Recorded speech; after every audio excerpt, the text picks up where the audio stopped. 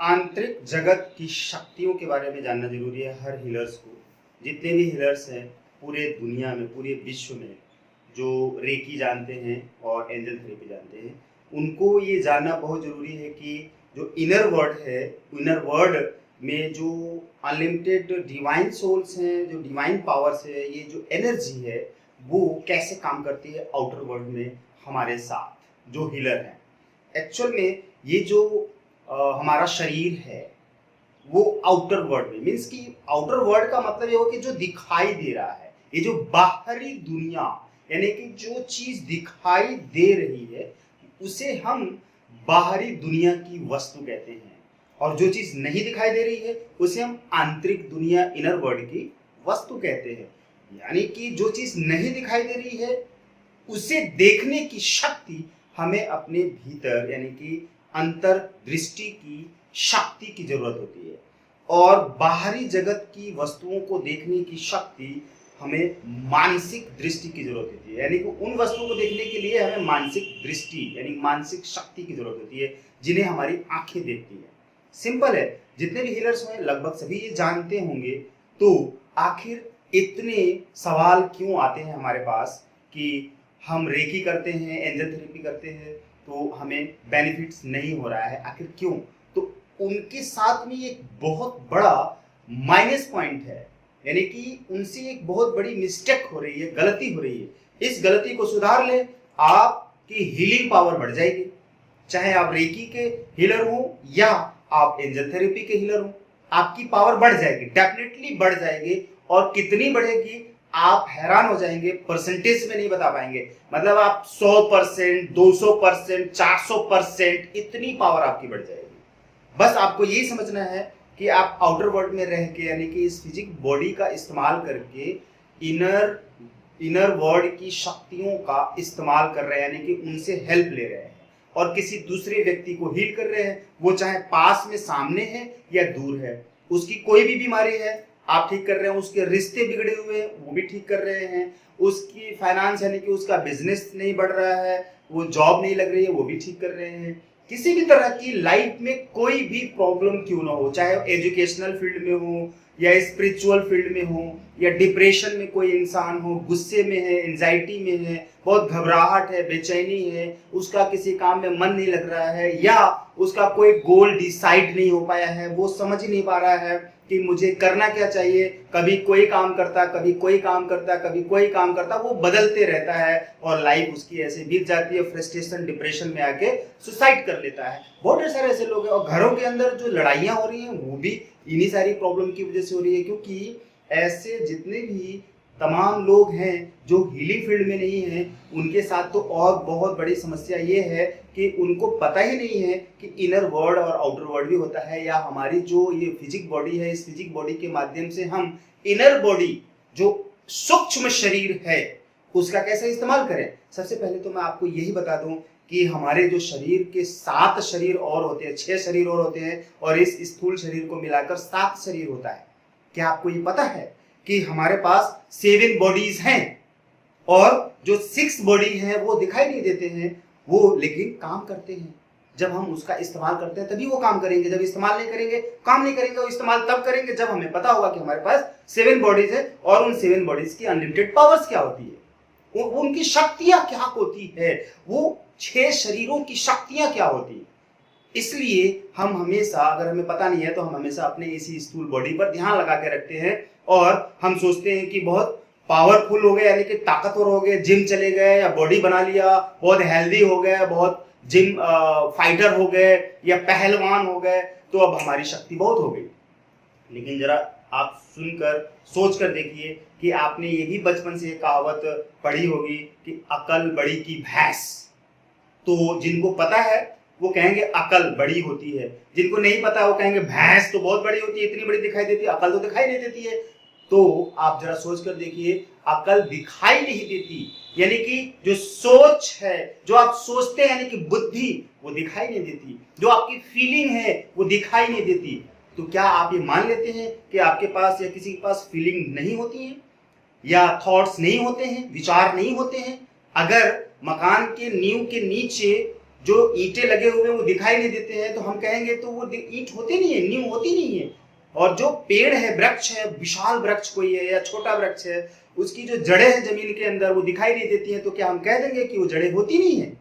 Okay. अगर electricity की बात करें, जो वायर हम इस्तेमाल डालते हैं, उस वायर के अंदर जो इलेक्ट्रिसिटी फ्लो हो रही है, जो बिजली का करंट है, वो करंट उस तार के अंदर है, वो हमें दिखाई नहीं देती है, तो क्या हम कहते हैं कि करंट नहीं होता है? ऐसा नहीं है। उसी तरह से इनर वर्ल्ड में जो आंतरिक जगत में जो शक्तियां होती है, कौन सी शक्तियां? दोनों तरह की शक्तियां होती हैं, अच्छी और बुरी दोनों शक्तियां होती है, यानी कि नेगेटिव एनर्जी भी होती है और पॉजिटिव एनर्जी भी होती है। मतलब कि वो जो एनर्जी होती है वो कौन सी होती है? वो होती है एक न्यूट्रल एनर्जी। उसे आप उसके अंदर से कोई भी, यानी कि उसे नेगेटिव बना सकते हैं और पॉजिटिव बना सकते हैं। आपके पास वो पावर है, आपके सोच के हिसाब से वो एनर्जी नेगेटिव बन जाएगी और आपके सोच के हिसाब से वो एनर्जी पॉजिटिव बन जाएगी। उसी तरह से इस इनर वर्ल्ड में जो दिखाई नहीं देता, ठीक है, मैं एक एग्जांपल लेता हूं, और दिखाई नहीं देता तो आप बहुत बार ये क्यों पढ़ते हैं, सुनते हैं, देखते हैं किसी के द्वारा, या टीवी पर, या किसी अखबार में, या किसी अपने जानने वाले से, या हमारे घर में कभी ऐसा होता है कि इनको तो इस व्यक्ति को भूत ने पकड़ा हुआ है, चुड़ैल ने पकड़ा हुआ है। तो वो बुरी आत्मा होती है जो किसी के आत्मा के साथ में कनेक्ट हो जाती है और उसको परेशान करती है। तो बहुत लोग कहते हैं कि ये ढोंग है, ये झूठ है, ये बकवास है, ये नहीं होता है, मैं नहीं मानता हूं। ओके, आप नहीं मानते हैं तो आपके ना मानने से सत्य झूठ तो नहीं हो जाता है। आपको नहीं मानना है, आप मत मानिए, कोई बात नहीं। लेकिन जिस इंसान के ऊपर ये बात गुजरती है वो तो जानता है कि ये सच है कि भूत होते हैं, तो बुरी आत्माएं होती हैं, प्रेत आत्माएं होती हैं, डेविल सोल्स होती हैं इनर वर्ल्ड में, डिवाइन सोल्स भी होती हैं, जो देवी आत्माएं होती हैं वो भी होती हैं। तो आप अगर ये मानते हैं कि देवी देवता नहीं होते हैं, ठीक है, मान लेते हैं, भगवान शायद नहीं होता है, ये भी मान लेते हैं, तो बहुत ढेर सारे लोग वो क्यों फिर मंदिर मस्जिद में जाते हैं, गिरजाघर में जाते हैं, पूजा करते हैं, मूर्ति की, तस्वीर की, या किसी भी रूप में क्यों पूजा करते हैं? क्यों मक्का मदीना जाते हैं? क्यों काबा काशी जाते हैं? क्यों दूसरी जगह पे जाके देवी देवताओं का आह्वान करते हैं?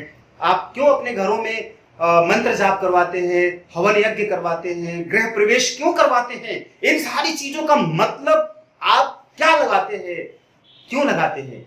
आप एक पंडित को बुलाते हैं और बोलते हैं कि गृह प्रवेश है, आप मंत्र जाप कर दीजिए, हवन कर दीजिए, कुछ शांति हो जाएगी। तो किस चीज की शांति के लिए आप वो हवन कराते हैं और गृह प्रवेश कराते हैं और 10 लोगों को, 20 लोगों को, 100 लोगों को अपनी क्षमता अनुसार खाना खिलाते हैं, बुलाते हैं अपने रिश्तेदारों, मेहमानों को? क्यों मुंडन संस्कार करवाते हैं? क्यों नामकरण संस्कार करवाते हैं? क्यों? ये हर धर्म में होता है। क्यों मुस्लिम धर्म में खतना होता है? क्यों ये सब चीजें क्यों बनाई गई हैं? क्योंकि आउटर वर्ल्ड में हम सब हैं, फिजिक बॉडी में हम हैं, हम आत्माएं हैं, शरीर धारण किए हुए हैं, हम हीलर हैं या नॉन हीलर हैं, लेकिन हम जानते हैं कि हीलिंग फील्ड में हम सिर्फ डिवाइन एनर्जी, पॉजिटिव एनर्जी या यूनिवर्सल एनर्जी का इस्तेमाल करते हैं। और ये जो divine energy, pure energy, universal energy होती है, इसका इस्तेमाल करके जो नेगेटिव एनर्जी जो इनर वर्ल्ड से होती है, बुरी आत्माएं होती हैं, उनका हम नाश करते हैं, उनको हम भगाते हैं, उनको दूर करते हैं, हटाते हैं। इसलिए हवन यज्ञ पूजा पाठ करते हैं। इसलिए हर धर्म में ईश्वर को याद करके किसी न किसी रूप में चढ़ावा चढ़ाते हैं। हर धर्म में अलग अलग तरीके से हम पॉजिटिव एनर्जी, डिवाइन सोल्स या गॉड की आराधना करते हैं, प्रेयर प्रार्थना करते हैं। अगर किसी धर्म में कोई भी कर्म कांड नहीं किया जाता है, कोई भी पूजा पाठ नहीं किया जाता है, तो वहां पे सीधा सीधा प्रेयर किया जाता है, अल्लाह अकबर।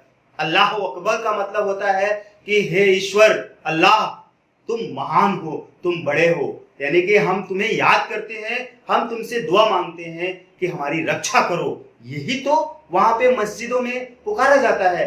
उसका अर्थ तो समझिए आप, क्यों पुकारा जाता है कि तुम्हारी शरण में अगर हम रहेंगे, हम तुम्हें याद करते रहेंगे, तो हमारी रक्षा होगी। किन चीजों से रक्षा होगी? जो बुरी शक्तियां हैं इनर वर्ल्ड में, जो नेगेटिव एनर्जी है, उनसे हमारी रक्षा होगी। जो हमारे घरों में आ जाते दिखाई नहीं देते हैं, वो दिखाई नहीं देते हैं। जो बुरी आत्माएं होती हैं वो दिखाई नहीं देती हैं। तो लेकिन वो काम तो अपना कर रही हैं, घर में आके सभी को लड़ा रही हैं, आपस में मार काट करवा रही हैं, चोरी करा रही हैं, झगड़े करा रही हैं, लूट पुट करा रही हैं, तेरा मेरा करा रहे। ह्यूमन नेचर की बात अलग है, ह्यूमन नेचर की बात अलग है कि ये तेरा मेरा होता है, बट ये जो सोल्स होती हैं, जो आउटर वर्ल्ड और नेगेटिव इनर वर्ल्ड में जो जो डेविल सोल्स और डिवाइन सोल्स होती हैं, इसका ही कनेक्शन है। इसलिए हीलिंग फील्ड में जब आप आते हैं तो आप divine energy, pure energy, reiki energy और एंजल्स की बात जब मैं कर रहा हूं तो एंजल्स कौन होते हैं? वो प्योर होते हैं, वो हैप्पी रहने वाले होते हैं, वो हेल्प करने वाले होते हैं, वो बहुत ऊंची आत्माएं होती हैं जो कि इनर वर्ल्ड में होती हैं। जब हम उनसे शाइन करा लेते हैं और उनसे जुड़ जाते हैं, कनेक्शन जोड़ लेते हैं, एक रिश्ता डेवलप कर लेते हैं, और तब जब हम उनको रिक्वेस्ट लगाते हैं, कॉल कराते हैं, प्लीज हेल्प मी, मेरी या किसी और की, मेरे द्वारा प्रॉब्लम सॉल्व होती ही होती है। इसलिए विश्वास इस तरह से करना पड़ेगा कि ये इनर वर्ल्ड और आउटर वर्ल्ड का कनेक्शन क्यों है।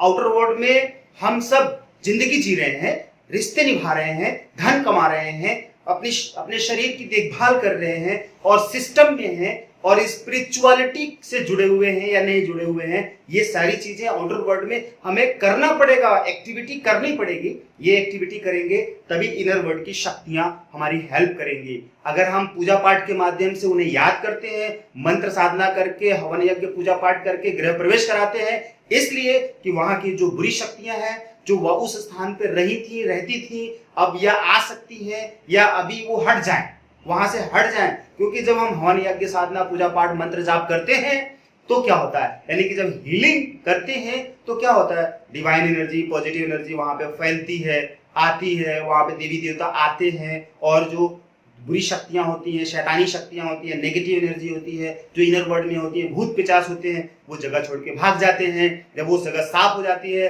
तब हम प्रवेश करते हैं घर के अंदर, जिसके लिए हम गृह प्रवेश की बात करते हैं।